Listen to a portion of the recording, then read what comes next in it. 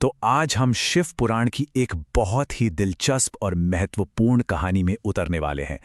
ये कथा रुद्र संहिता से है, जो हमें बताती है कि कैसे एक देवी ने एक देवता की परीक्षा लेने का फैसला किया और उस एक फैसले ने पूरे ब्रह्मांड की कहानी को ही बदल कर रख दिया।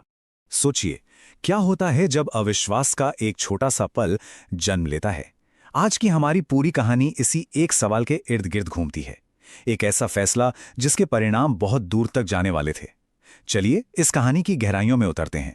तो कहानी की शुरुआत होती है दंडारण्य के घने जंगलों से।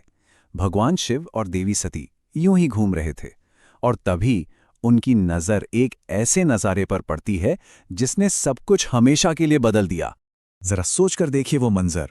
श्री राम अपनी पत्नी सीता के वियोग में बिल्कुल टूट चुके हैं, जंगलों में भटक रहे हैं, उन्हें पुकार रहे हैं, एकदम एक साधारण इंसान की तरह दुख में डूबे हुए। लेकिन तभी कुछ अलग होता है। शिव अपनी दिव्य दृष्टि से वो देख पाते हैं जो कोई और नहीं देख पा रहा था।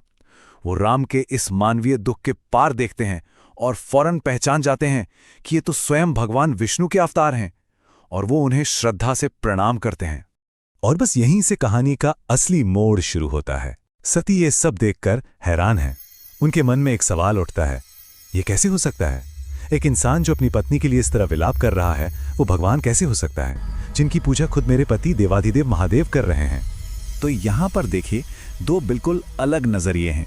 एक तरफ शिव का अटूट विश्वास है, जो राम में विष्णु का अवतार देख रहे हैं, और दूसरी तरफ सती का शक, जिन्हें सिर्फ एक दुखी इंसान दिख रहा है।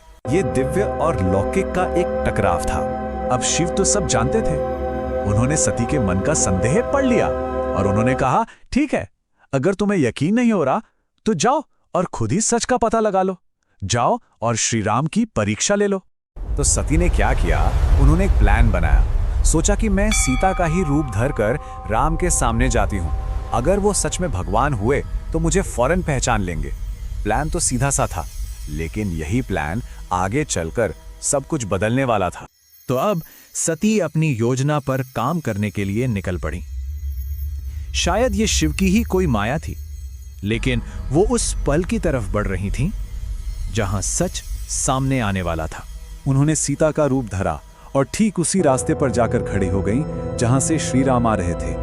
मतलब उन्होंने उसी का रूप लिया था जिससे राम इतने दर्द से ढूंढ रहे थे।